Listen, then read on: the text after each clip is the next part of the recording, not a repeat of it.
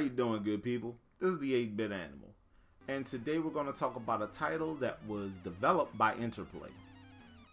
Now, at this point, Interplay didn't really have a big foothold on consoles. Most of what they did was on PCs, but the work they did was notable, and it was really good for the most part. And so this title gets ported to the NES and published by the folks. I'm not gonna say the good folks because they had their moments.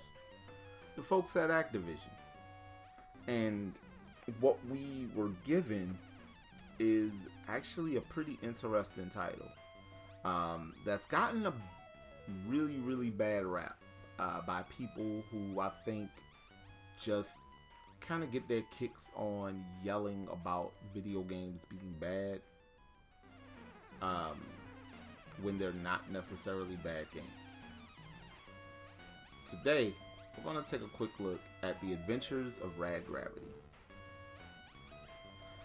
Alright, this game stars the titular Rad Gravity, right? And you see that because the title screen features the title screen looks great on this game. Actually, this is a really good looking game. Does it sound good though? This is some of the wildest music on the NES. The title theme is incredibly chaotic. Like, it sounds so weird that it smells funny. I know that is a weird take, but here we are. The game over music. It's a whole bunch of singular tones.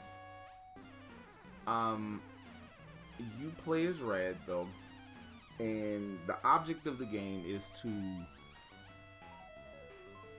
reactivate the compumines on these different planets. Compumines are biotechnology that communicates with other worlds, keeps things moving smoothly. And you do that by getting the code, bypassing the security system and getting the codes so that you can contact these other worlds and teleport to them and all that. And yeah, it's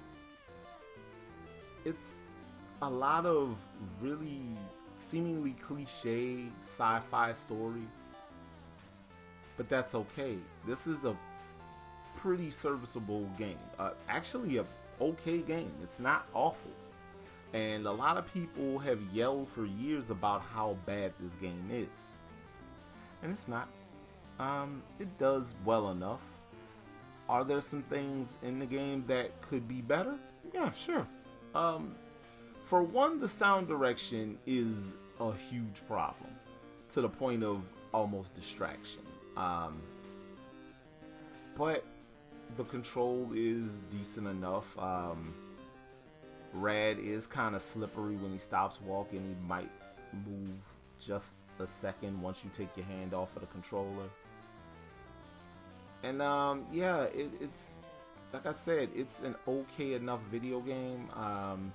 It's not something that would blow everybody away as far as action adventure titles is concerned, but it works.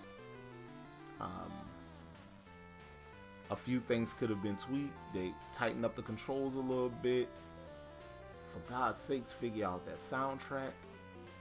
And you got a really serviceable video game here, a solid one.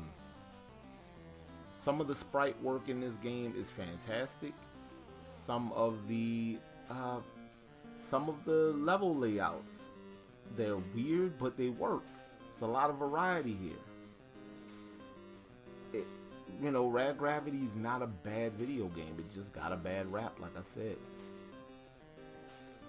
But yeah, if you decide you want a copy of Rad Gravity, about $20 to $25 will get you right. It's not a super expensive game. I'm I'm actually surprised that it costs as much as it does. But again, it ain't an awful video game. Could it be better? Absolutely. But, you know, in space, can't nobody hear your theme music that sounds like somebody farting, you know? But this has been the 8-Bit Animal. And I'll catch you beautiful people tomorrow.